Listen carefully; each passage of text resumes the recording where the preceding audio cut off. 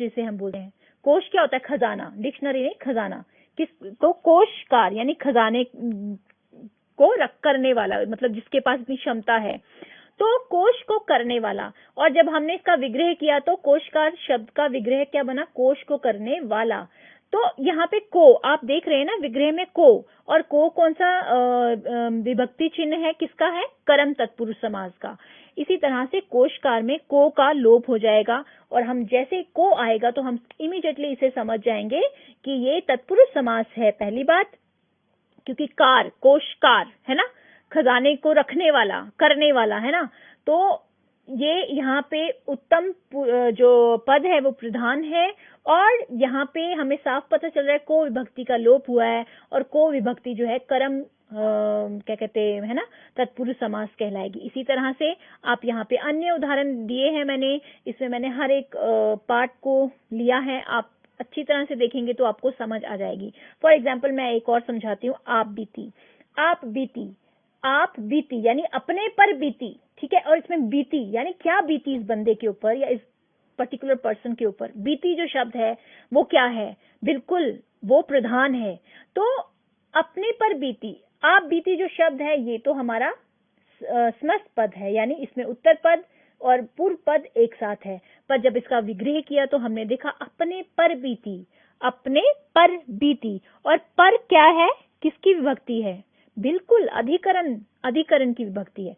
तो हम इधर से ही समझ जाएंगे कि जब अपने पर बीती पे जब हम इसको हम खोलेंगे और हमें पता चलेगा कि अपने पर बीती, तो पर जो है अधिकरण है, कारक होता है ना, तो अधिकरण तत्पुरुष समास आ जाएगा, है ना। मैं आशा करती हूँ कि आपको ये समास भी बड़ी अच्छी तरह से समझ आया होगा।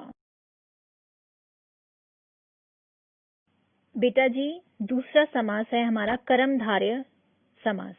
अब देखिए, कर्मधारय समास में आपने दो चीजें याद रखनी है। पहली बात, इसकी डेफिनेशन में जाएंगे तो हम बोलेंगे जिसके समस्त पद में विशेषण विशेष्य का योग हो, और दूसरी बात याद रखना, उपमेय या उपमान का योग हो, है ना। तो अब मैंने क्या कहा आपको, जिसमें पहले मैंने बोला कि इसके समस्त पद में, यानी समस्त पद मतलब पूर्व पद और उत्तर पद जो होंगे वो दोनों का जो रिलेशनशिप क्या होगा? विशेषण विशेष्य का या उपमेय या उपमान का। अब मैं आपको बताऊंगी कि विशेषण विशेष्य होता क्या है। देखिए, विशेषण, विशेषण मतलब विशेषता। जब भी कभी संज्ञा या सर्वनाम की विशेषता बताने वाले जो शब्द होते हैं वो विशेषण कहलाते हैं ना। किसी भी संज्ञा सर्वनाम शब्द की विशेषता बताने वाले शब्द को हम विशेषण कहते हैं। अब देखिए, विशेषण तो आई होप आपको समझ आया होगा। विशेष्य क्या होता है? जिसकी विशेषता बताई जाती है उन्हें विशेष्य कहते हैं। जैसे मैं बोलूं नीला आसमान, देखिए नीला आसमान बोला ना मैंने, तो नीला जो है वो विशेषण है और आसमान क्या है? विशेष्य है। समझ आए आपको? तो सिंपल कि नीला है विशेषण, सामने पता चल रहा है, और आसमान जो है वो विशेष्य है, जिसकी जिसकी विशेषता बताई जा रही है जिस शब्द की, ठीक है। इसी तरह से आप देख लीजिए महात्मा, महात्मा को हम जब विग्रह करेंगे तो महान है जो आत्मा, तो यहाँ पे महान आत्मा है ना, महान आत्मा। तो महान जो है वो विशेषता है और आत्मा जो है वो विशेषण है, सॉरी विशेष्य है। विशेषता तो हमारी महान है ना, और विशेष्य क्या है? आत्मा। तो आई होप आपको ये रिलेशनशिप समझ आया होगा, बहुत इंपॉर्टेंट है। अब इसी तरह से उपमेय उपमान क्या होगा? देखिए बेटा, जिस व्यक्ति या वस्तु की तुलना की जाती है या समानता बताई जाती है उसे उपमेय कहते हैं। जिस व्यक्ति या वस्तु के साथ उपमेय की समानता या तुलना की जाती है उसे उपमान कहते हैं। आपको समझ नहीं आया होगा, मैं एक उदाहरण देती हूँ आपकी। जैसे कि मैं बोलूं सीता का मुख चंद्रमा के समान है। ध्यान से सुनिएगा, सीता का मुख चंद्रमा के समान है।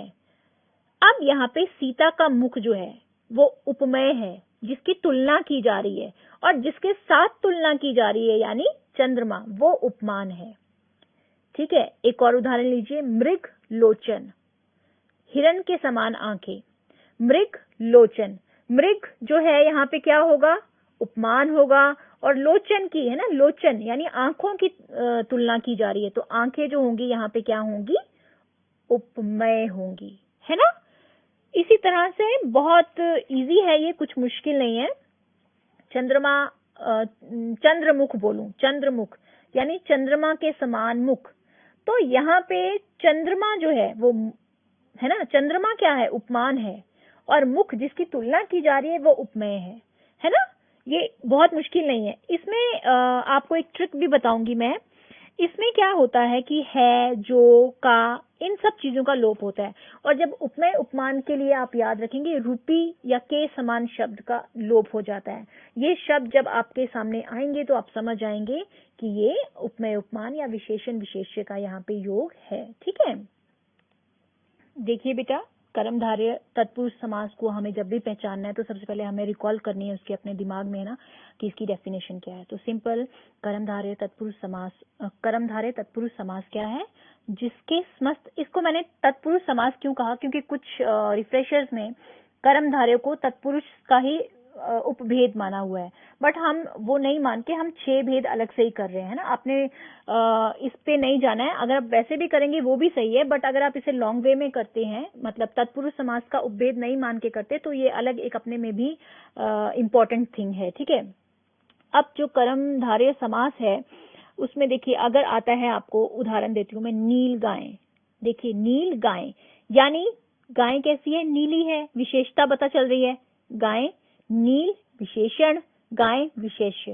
नील कमल, नील विशेषता, कमल विशेष्य। नीलकंठ, नील विशेषता, कंठ विशेष्य। आप समझ गए, यानी जिस भी समस्त पद में, समस्त पद, नील कमल मैंने बोला ना, तो नील क्या है, पूर्व पद, कमल क्या है, उत्तर पद, तो यानी इन समस्त पद में विशेषण विशेष्य का योग होगा या फिर उपमेय उपमान का योग होगा। उसमें मैंने आपको चंद्रमुख बताया उदाहरण के लिए, चंद्रमा के समान मुख या चंद्रमा रूपी मुख, और मैंने बताया भी ये रूपी और समान जो है शब्द का विलोप हो जाता है। और जहाँ पे उपमेय, यहाँ हमें जब हमने बोला चंद्रमा के समान मुख, तो यानी यहाँ पे उपमेय और उपमान, चंद्रमा उपमान, मुख उपमेय, है ना। तो सिंपल है, ये चीज याद रखेंगे तो आपको बहुत जल्दी आप पहचान जाएंगे कि कर्मधारय समास क्या है। इसके बाद ही मैं अब आपको करवाऊंगी बहुब्रीहि समास। बेटा जी, जिस समास के समस्त पद, मतलब कि पूर्व पद और उत्तर पद दोनों में कोई भी पद प्रधान ना हो, और समस्त पद जो है किसी तीसरे पद के विषय में कुछ कह रहे हों, यानी कहीं पे संकेत मिल रहा हो किसी और के बारे में, यानी पूर्व पद जैसे देश निकाला था, उसमें निकाला यानी कि जो उत्तर पद था वो प्रधान था, बट इसमें क्या है, इस समस्त पद में ना तो पूर्व पद प्रधान है और ना ही उत्तर पद प्रधान है, अपितु यहाँ पे समस्त पद जो है किसी अन्य की बात कर रहा है, किसी अन्य की यहाँ पे प्रधानता है। इसमें एक ट्रिक ये है कि इसमें विग्रह के अंत में वाला, जिसके, जिसका इत्यादि शब्द प्रयुक्त होते हैं। अब देखिए, मैं उदाहरण देती हूँ आपको। दशानन, 10 है सर जिसके। देखिए दश आनन का अर्थ होता है 10 सर, 10 सर। अब 10 सर किसके हैं भाई, बता दीजिए मुझे। रावण के, बिल्कुल, है ना। जैसे चक्रधर, चक्रधर मतलब चक्र को धारण करने वाला।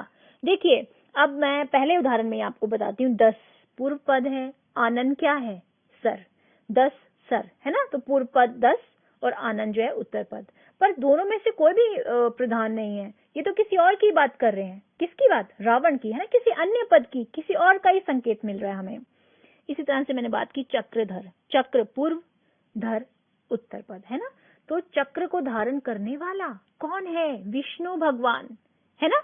इसी तरह से नीलकंठ, नीला है गला जिसका, नील पूर्व पद, कंठ उत्तर पद, पर ना इसमें नील प्रधान है ना कंठ, ये तो किसी और की ही बात कर रहे हैं, शिव भगवान की, है ना। इसी तरह से पीतांबर, पीता और अंबर, यानी पीता होता है पीले, अंबर होता है वस्त्र, तो पीले अंबर किसके हैं, श्री कृष्ण के लिए ये माना जाता है ना।